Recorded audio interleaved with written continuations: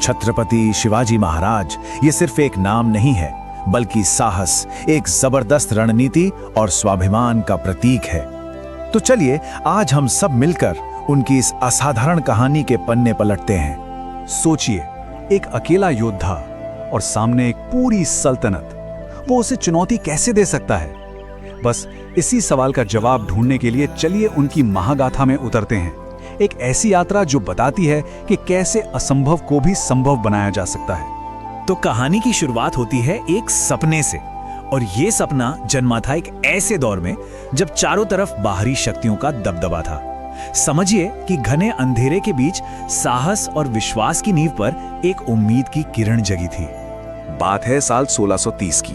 शिवनेरी के किले में शिवाजी का जन्म हुआ। अब देखिए, उनकी परवरिश में उनकी माँ जीजाबाई का बहुत बड़ा हाथ था। वो बचपन से ही उन्हें रामायण और महाभारत की कहानियां सुनाती थी, जिससे उनके अंदर धर्म और न्याय के बीज पड़े। और यहीं से वो सपना, स्वराज्य का सपना, मतलब खुद के शासन का सपना, उनके मन में जड़ें जमाने लगा। देखिए, सपना देखना तो एक बात है, लेकिन उसे हकीकत में बदलना वो बिल्कुल दूसरी बात है। तो अब हम बात करेंगे स्वराज्य की पहली जीत की, उस पहली विजय की जिसने एक ऐसे विद्रोह की शुरुआत की जिसने आगे चलकर इतिहास की धारा ही मोड़ दी। ये जो नंबर दिख रहा है ना, 16, जरा सोचिए, सिर्फ 16 साल की उम्र। इसी उम्र में उन्होंने अपनी पहली बड़ी जीत हासिल कर ली थी। कमाल है ना? और वो किला था तोरणा का किला। लेकिन ये सिर्फ एक किले पर कब्जा नहीं था। नहीं, ये तो वो पहली चिंगारी थी जिसने आगे चलकर पूरे महाराष्ट्र में आजादी के संग्राम की आग भड़का दी। तो सवाल उठता है कि उन्होंने ये सब किया कैसे? उनकी सेना तो बहुत बड़ी नहीं थी। तो यहीं पर उनकी सबसे बड़ी ताकत काम आई, जिसे कहते हैं गनीमी कावा, मतलब गुरिल्ला वॉरफेयर। इसमें होता क्या था? वो विशाल सेनाओं पर बिजली की तेजी से हमला करते थे और इससे पहले कि दुश्मन संभल पाए, पलक झपकते ही गायब हो जाते थे।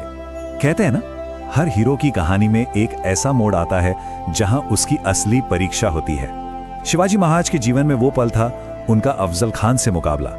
ये सिर्फ बहादुरी की नहीं, बल्कि बुद्धि की भी एक बहुत बड़ी और कह सकते हैं एक ऐतिहासिक परीक्षा थी। तो ये अफजल खान था कौन?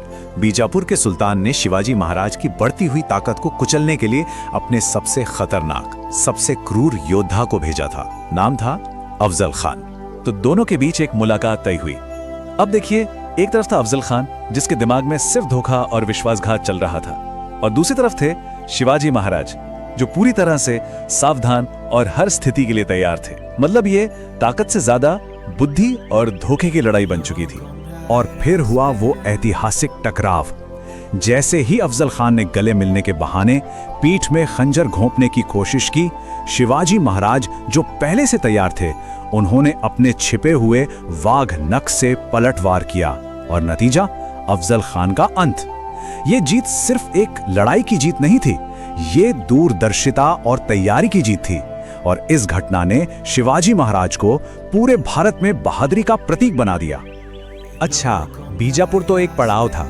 अब शिवाजी महाराज का सामना था भारत की सबसे बड़ी ताकत से, मुगल सल्तनत और उसके बादशाह औरंगजेब से। ये कहानी है कि कैसे दिमाग ने, यानी इंटेलिजेंस ने, ब्रूट फोर्स को, यानी कि पाशविक शक्ति को मात दी। तो नई चुनौती थी मुगल सम्राट औरंगजेब। शिवाजी महाराज की बढ़ती हुई ताकत से सच कहें तो औरंगजेब घबरा गया था। वो उन्हें अपने लिए एक सीधा खतरा मानता था।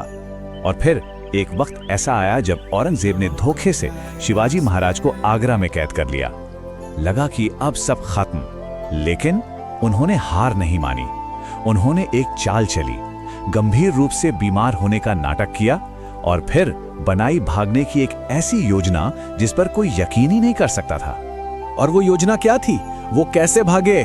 फलों की टोकरी में। जी हाँ, फलों की टोकरी में। ये घटना आज भी उनकी जबरदस्त चतुराई और असाधारण बुद्धि का सबसे बड़ा सबूत मानी जाती है। तो आगरा से भागने के बाद कहानी अपने शिखर पर पहुंचती है। वो पल जब दशकों का संघर्ष कामयाब हुआ, वो पल जब स्वराज का सपना आखिरकार एक शानदार हकीकत में बदल गया। वो साल था 1674 और जगह थी रायगढ़ का किला। यहीं पर उनका भव्य राज्याभिषेक हुआ।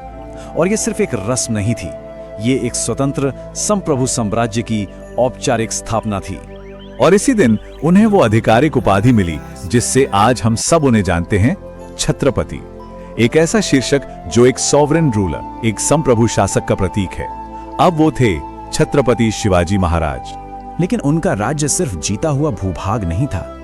उन्होंने एक ऐसा न्यायप्रिय और शक्तिशाली राज्य बनाया। ये एक ऐसा मॉडल था जहां सुशासन सबसे ऊपर था, न्याय सर्वोपरि था और सबसे बड़ी बात, हर धर्म और हर जाति के लोगों को बराबर का सम्मान मिलता था। तो आखिर शिवाजी महाराज की कहानी से हमें क्या सीख मिलती है? देखिए, उनकी विरासत सिर्फ इतिहास की किताबों का हिस्सा नहीं है, बल्कि वो कुछ ऐसी शिक्षाएं हैं जो आज भी हम सबको प्रेरित करती हैं। उनकी सीख बहुत सीधी, सरल और शक्तिशाली है। पहली, अपने हक के लिए लड़ो। दूसरी, चाहे जो हो जाए कभी हार मत मानो। और तीसरी, और शायद सबसे जरूरी, स्वाभिमान का जीवन जियो। ये सिर्फ बातें नहीं हैं, बल्कि जीवन के हर मोड़ पर काम आने वाले लीडरशिप के सिद्धांत हैं। तो अब हम आपको इसी एक सवाल के साथ छोड़े जा रहे हैं कि आज की इस दुनिया में शिवाजी महाराज की कौन सी शिक्षा सबसे ज्यादा मायने रखती है। इस पर जरा सोचिएगा जरूर।